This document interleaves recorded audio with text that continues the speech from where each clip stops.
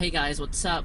So some of you might know I did this cage experiment thing over the weekend, and basically what happened was I got put into a cage with 40 other people for 40 hours, and that was all done to raise awareness for cage animal farming. And a lot of you have been asking me questions about what happened and like where do you go toilet, etc. So I kind of wanted to make this video to explain and kind of share my experiences with you and answer some of those questions. So let's begin with the first question that gets asked the most, which is how do you go toilet? Well, luckily we did not have to defecate in front of each other's faces and turn the whole cage into like a fucking shit house.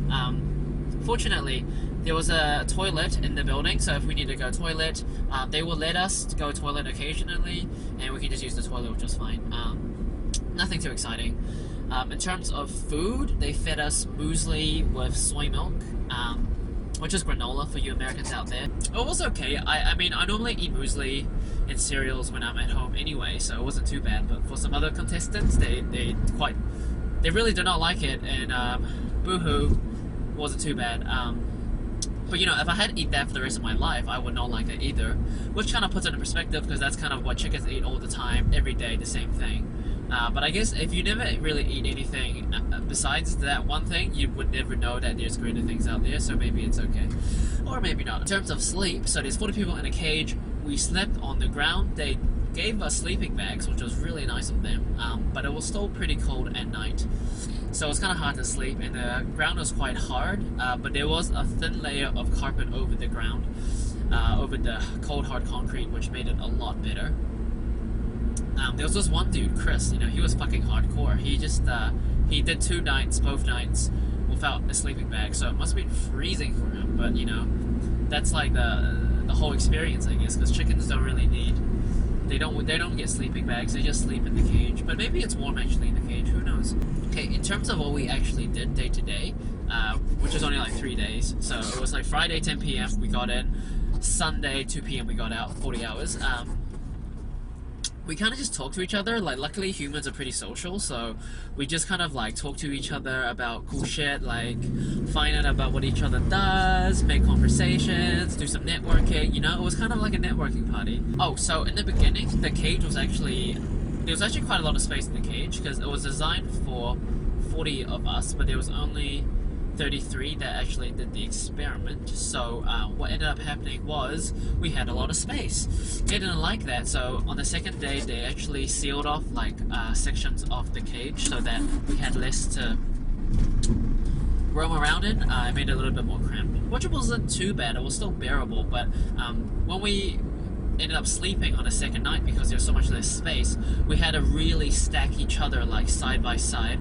to fit everyone in. But even then, we still couldn't fit everyone in. So I had to actually, two people, one of it was me, we had to sleep in the aisle of all the sleeping bags. So it was like feet like kind of kicking me the whole night while I slept. Well, it wasn't that bad, because apparently if you slept side to side, everyone was kind of rolling into you, which wasn't that much better, so that was alright. This whole thing was live streamed, and they did polls on the live stream, on the page, where like they asked the viewers kind of questions like, oh, should we make the cage even smaller and shit like that, and most of them were like, yeah, fuck these guys up, you know, make it even smaller and smaller. So sometimes they would even half the cage of the cage that was already taken, that was already like quartered, so we had like really little space, and all we could do was actually just sit down or stand up, otherwise we couldn't fit, like you couldn't lie down or anything if you were tired. And there was one point where, you know, we're sitting down, I was like, okay, I'll just meditate to kind of get through this time, but because I was so quite tired from the sleep, I ended up just drifting to sleep. So I wanted to nap kind of thing as I was meditating,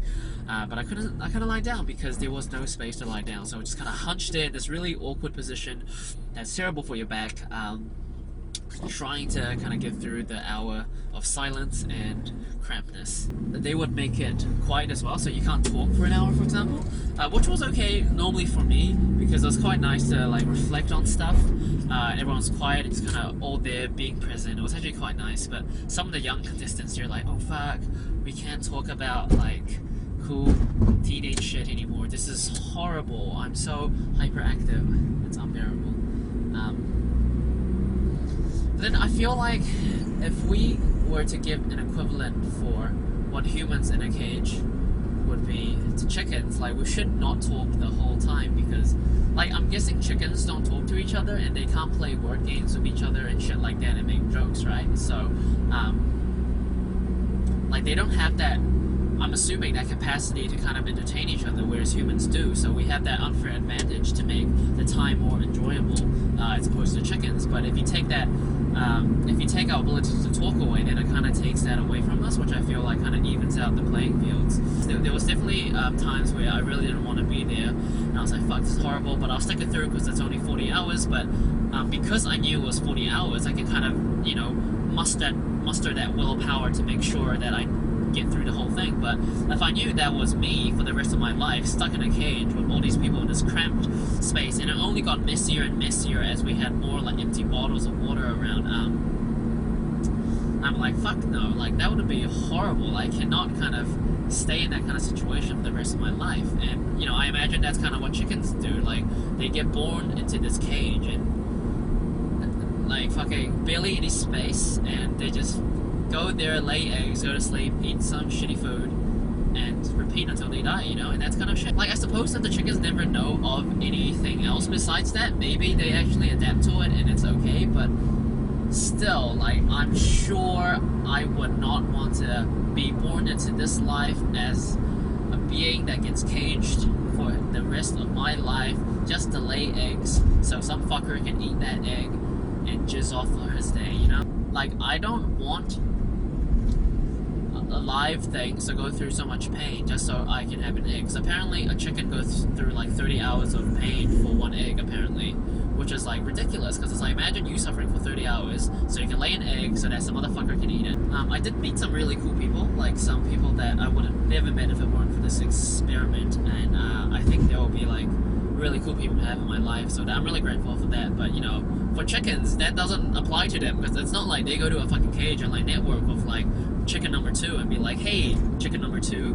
what do you do for your business? Oh, cool, while I do this thing, we should hook up and fucking make money later. Like, they don't have that option, you know? They're just there for the rest of their life laying eggs and shit. And apparently free range isn't really that much better for chickens either, so, like, if you want to help these lovely creatures not suffer for the rest of their lives, like, don't eat animal-related shit, you know? Just eat a healthy plant-based diet and you'll be pretty good, because that's pretty much what I've been doing now. Like, I mean, I used to eat meat as like any other person would, but eventually I found out some shit, learned some stuff, and I realized going more plant-based is the best way to go. And I've been like that for quite a long time now, and it's worked out really well for me. And I don't know, doing this just kind of made sense. In terms of ethically, it's good for the animals that they don't go through all this shit just so we can like eat a hamburger.